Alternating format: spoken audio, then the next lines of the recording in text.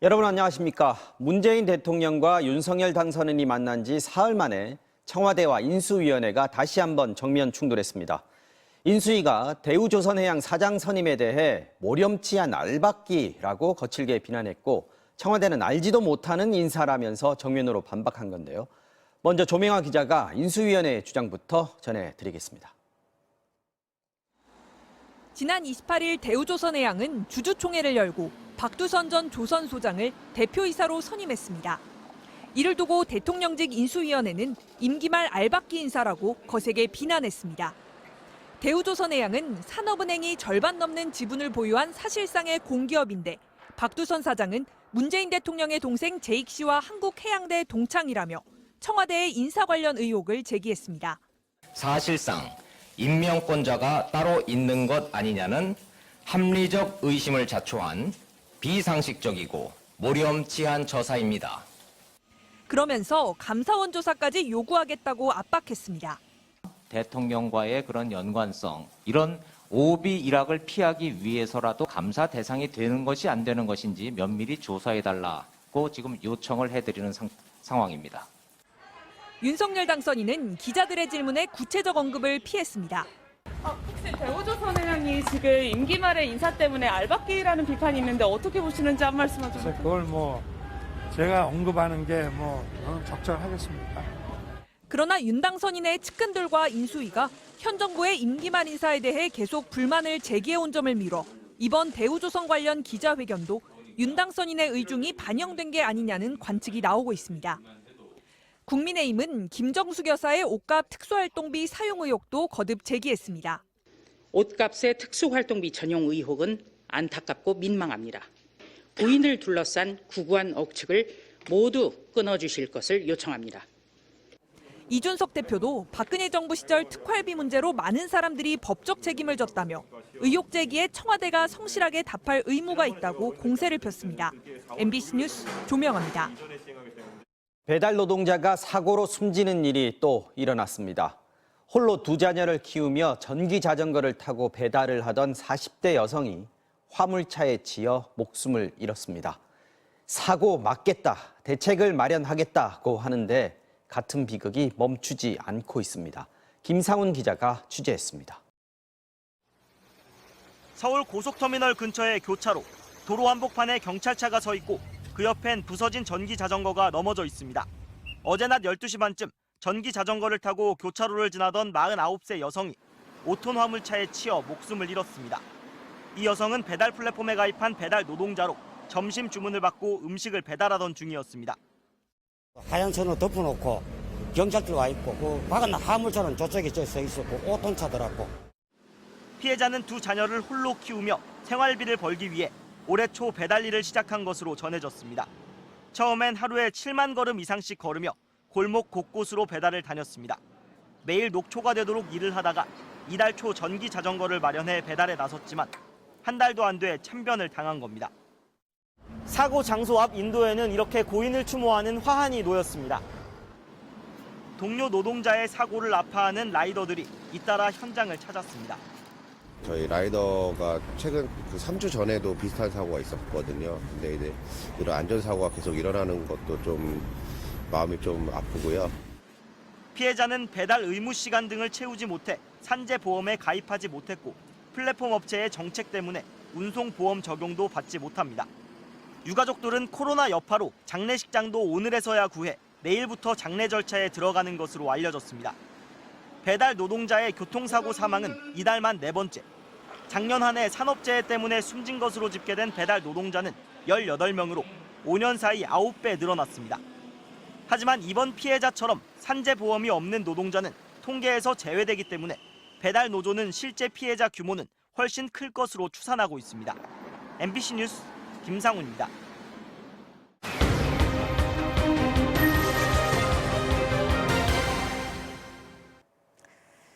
한 번이라도 코로나에 걸렸던 사람이 1,300만 명을 넘어섰는데요. 격리 해제가 된 이후에도 잔기침 같은 증상이 계속 장기적으로 이어지고 있는 사람들이 늘고 있습니다.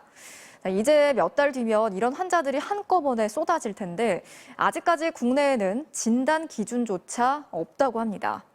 이런 증상으로 치료를 받고 싶어도 받아주는 병원이 없어서 온갖 의료기관들을 전전해야 했던 한 환자의 이야기를 김정인 기자가 들어봤습니다.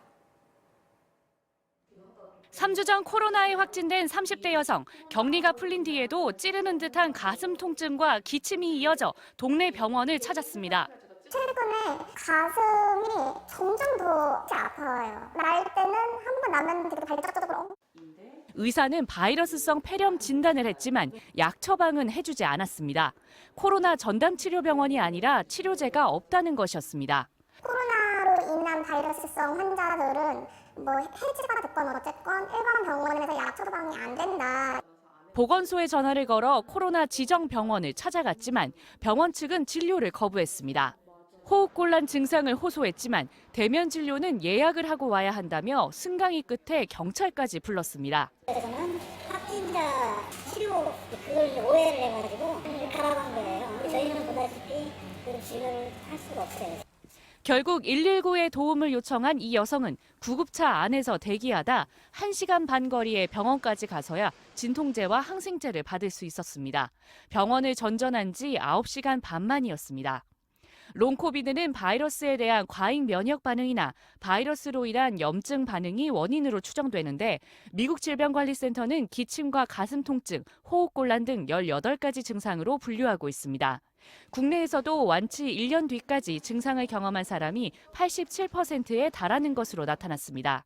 정부는 약 1,000명에 대한 조사 결과를 하반기에 내놓겠다고 밝혔지만 너무 늦었다는 지적이 나옵니다. 전체 누적 확진자 1,300만여 명 중 90% 이상이 최근 2달 사이 나온 만큼 5월에서 7월쯤엔 후유증 환자도 쏟아질 거라고 전문가들은 예측하고 있습니다. 롱코비드 환자들이 열나고 아파요, 피로하면 깨병이라고 생각하고 오히려 이상한 사람 취급받고 그 실체를 인정을 안 하는 게 문제죠. 우리는 이 실태 파악도 안 돼 있는 거란 말이에요. 최근 영국의 한 시사주간지는 특히 후유증을 겪는 대다수가 20세에서 44세 노동인구라는 점을 간과해선 안 된다고 지적했습니다. 전문가들은 제2의 팬데믹은 후유증과의 싸움이 될 것이라며 장기적 후유증에 빠르게 대응할 수 있는 의료 체계를 갖춰야 한다고 조언했습니다. MBC 뉴스 김정인입니다. 최근에 서울 근교의 산 2곳에서 정상에 있는 표지석이 잇따라 사라지는 일이 벌어졌는데요. 도대체 누가 그랬는지, 왜 이런 일을 했는지 알 수 없었는데 범인이 잡혔습니다. 구나연 기자가 취재했습니다. 서울과 경기도 남양주를 동시에 조망할 수 있는 불암산. 거대한 암벽과 울창한 수목이 조화를 이뤄 등산객들의 인기를 끌고 있습니다. 그런데 어느 날 해발 204m 애기봉을 지키던 정상석이 감쪽같이 사라졌습니다. 이곳은 불암산 애기봉입니다. 원래 정상석이 있던 자리엔 이렇게 움푹 패인 흔적만 남아 있습니다. 이곳을 자주 찾던 주민들은 황당하다는 반응입니다. 너무 황당했죠. 여기에 있으니까 꼭 주인 같고 올라오면 반갑고 그랬는데. 이렇게 표지석이 감쪽같이 사라진 건 불암산뿐만이 아닙니다. 근처의 수락산에서도 해발 637m 주봉 외에 도정봉, 도솔봉, 국사봉 등 4곳에 세워진 표지석이 없어진 겁니다. 글씨가 있는 조각은 어디 가고 없는 것 같고 그 밑에 묻었던 콘크리트 조각만 나와 있습니다. 누가 일부러 고의로 깬 것 같아요. 사라진 표지석 일부는 원래 위치에서 약 80m 떨어진 곳에서 발견됐습니다. 지난달엔 암벽 체험지로 유명한 기차바위의 안전밧줄이 끊어지는 일까지 벌어졌습니다. 로프 잡고 올라가시는 분들도 많으신데 그런 거는 큰 사고로 이어질 수 있고. 그런데 최근 배낭에 새 지렛대를 넣고 다니는 등산객이 있다는 제보가 경찰에 접수됐습니다.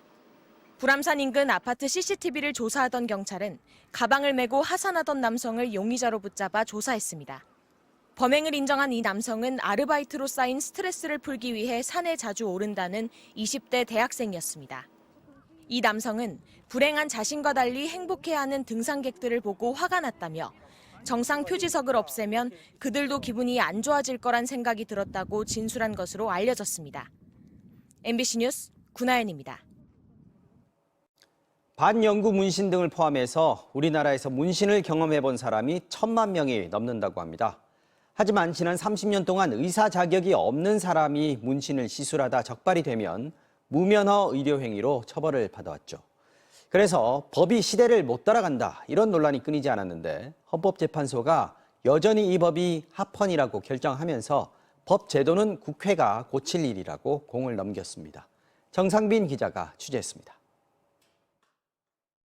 상대를 빤히 쳐다보는 검은 고양이, 등을 수놓은 분홍색 꽃 두 송이. 우리 문신사들 작품인데 이른바 K타투로 불리며 세계적으로 솜씨를 인정받고 있습니다. 국내에서 문신을 새긴 사람은 1,000만 명을 훌쩍 넘을 것으로 추산됩니다. 그런데 의사 자격 없는 문신사가 문신을 새기면 모두 불법입니다. 1992년 대법원은 바늘로 피부에 색소를 주입하는 건 감염과 부작용의 위험이 있다며 문신 시술을 의료 행위로 규정했기 때문입니다.